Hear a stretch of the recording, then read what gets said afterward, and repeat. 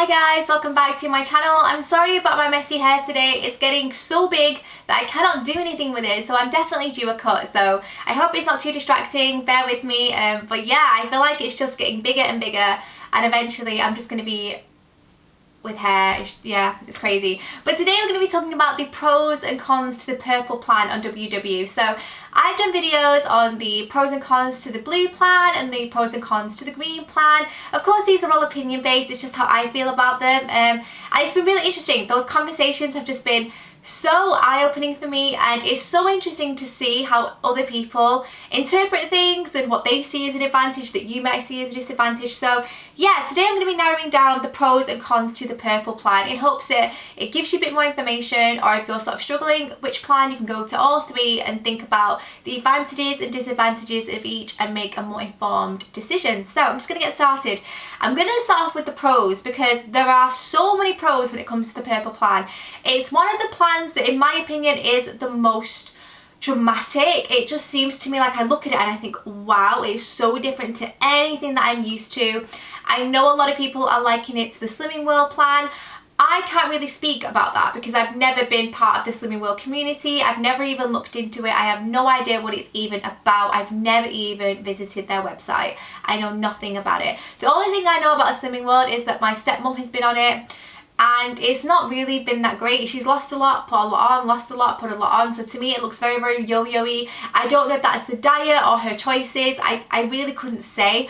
But looking at people around me in my life that I know have been on Slimming World, to me it's not something that seems that sustainable, and it's not something that I think I would ever enjoy.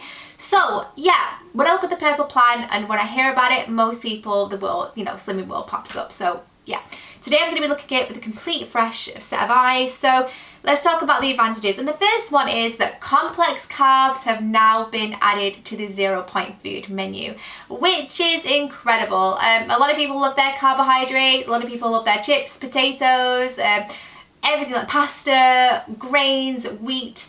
So I think the fact that so many more complex carbs have been added to the menu is going to be a huge advantage for people, especially again if you're a potato feed, pasta feed. You're going to absolutely love that. The next one is that the 0 point food list is huge. It's absolutely monstrous, like it's massive, which is great. I mean, you want more 0 point foods, you want to be making sure that you can have things that are in line with your plan and that are going to really work for you. And I think the fact that the purple plan just comes with so many that you don't have to point, you don't have to factor in, you can eat them till you're satisfied, it's going to be seen as a massive advantage for a lot of people. The next fact is that this is an amazing plan if you're vegetarian or if you're vegan. I think it's really easy sometimes to have a plan like the blue plan and think that's great, it's fantastic, it's worked for Natasha, it's worked for a lot of people, I love it. But if you're a vegetarian, it's actually, it's not that friendly to you. Or if you're not a fan of eggs, or if you're not a fan of chicken breast, it's going to be quite difficult to find things on the 0 point food menu that are going to benefit you. You may just find that actually you're eating a lot of things that you don't enjoy just to have them as a 0 point food. So because all of these complex carbs are free, this is going to be amazing for the veggies out there, amazing for people that are vegan, or again, amazing if you just love your carbs. So I think people are going to see that as a massive, massive advantage, and for sure a lot of people that eat less meat and dairy are really going to enjoy that as well. The next one is that it inspires you to cook more and make the most out of your day. Because you have so much on there, it really is exciting. It's really inspiring to see what you can do with certain foods. It's going to make you want to cook more, it's going to make you more excited about food, which I think is fantastic, because I think half the battle with any weight loss or maintenance is actually keeping your menus and your food and your diet exciting for you, So yeah, I definitely think the purple plan, because there's so much on it, there's so much that's available for you to have a play about with, it's so much flexible in regards to the 0 point food menu. It's going to make things super interesting, and you're going to create some amazing dishes, that is for sure.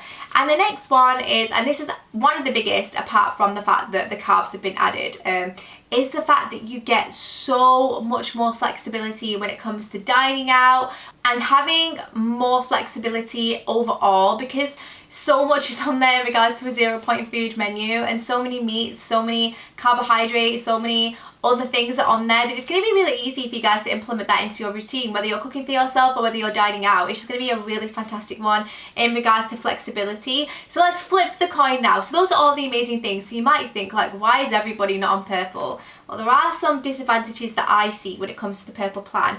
The first one, and this is the biggest one for me, is the one that I know that I would struggle with the most, and that is it relies a lot on self-discipline, self-control. I feel like to go on the purple plan, you need to have a really amazing self-discipline, because for me personally, if I knew that French fries were free and pasta, I would be binging on it all of the time.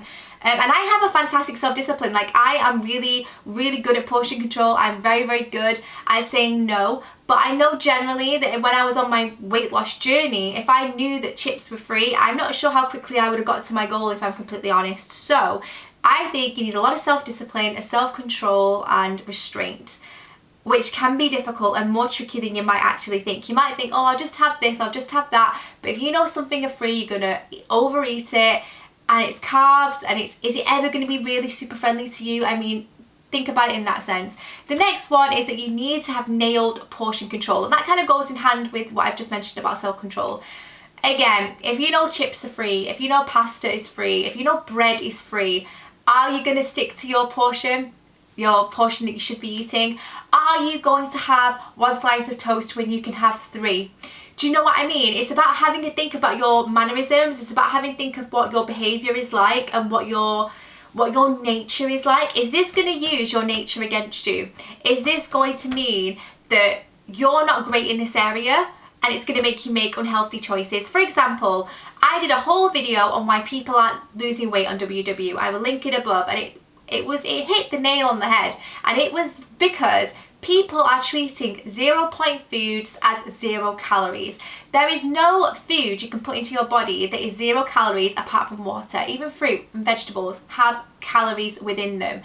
And what people were doing was, because WW classed them as free on the smart points, they were overeating them. Would you have a 6-egg omelette normally? No, you wouldn't. But on WW you would, because they're free. Do you see what I mean? It's all about having an actual think about what you're doing and if this is sensible, and if you know that you're going to be able to stick to a regular portion control. So that is something that you definitely do need to think about. The next thing is that you might look at your daily allowance and it is shockingly less than every other plan. Now that is to make up for the fact that you have so many more 0 point foods on there, like carbs, like breads, you know, pastas, and what we've just mentioned. Because you're getting so many 0 point foods, you're having a vast portion of your dailies deducted already. Which some people might look at it and think, how can I even survive on this? How can I even, you know, think about having that many points in a day? But that is because you should be eating the other foods until you're satisfied, not overeating on them though. And again, that's where this whole thing of self-control comes in. So yeah, many less dailies. The next one is, I feel it releases a lot of temptation. It makes you tempted. It makes you think you're more secure in your choices, and you might actually be scientifically and, you know, for what you want to achieve. Like, if you want to lose weight, should you be eating 2 portions of French fries, which are free, but they're not? Do you get me? It's all this grey area, and I don't like grey area. Of course, there needs to be a degree of grey area in everything, but I like to know where I am. And I think with this, it creates a lot of grey area, it creates a lot of temptation, and it requires a lot of self-restraint. So those are huge factors for me. And then the last one is that it can make you less mindful, because you take it for granted. You see it as free on the WW app and you think you can just eat it in excess, and it just makes you far less mindful than if you were on a green plan or if you were on a blue plan, where you would need to weigh things out in grams, get a point value and deduct it. It might make you take things for granted, do it for a few weeks and think, oh my goodness, I've actually had a gain. Oh my goodness, I've just maintained when I thought I was doing really well. So for me personally, I feel like the cons of that plan far outweigh the pros for it. I would much rather stick to my blue or the green, but yeah, I wanted to give you guys a full list of things that are really great about each plan and that are not so fantastic, to help you guys make the decision. I know full well that a lot of you are on purple. You love it, it's working really well for you, and you wouldn't ever go back, and that is amazing. You've obviously nailed a lot of the things that you need to nail to make this plan work for you, and that is fantastic. But if you're looking at it from fresh eyes, those are definitely things to consider for and against. So yeah, I hope it was helpful. If you have any advantages or disadvantages that you want to share on your opinions on the purple plan, let us know down below in the comments. If you're on purple plan, let us know how you're doing. Let us know how you're making it work for you, or if you're on it and it's not working so much, let us know why you think that might be. But yeah, thank you so much for watching. Don't forget to give this video a like if you enjoyed it and subscribe if you're new, and I'll see you in my next one.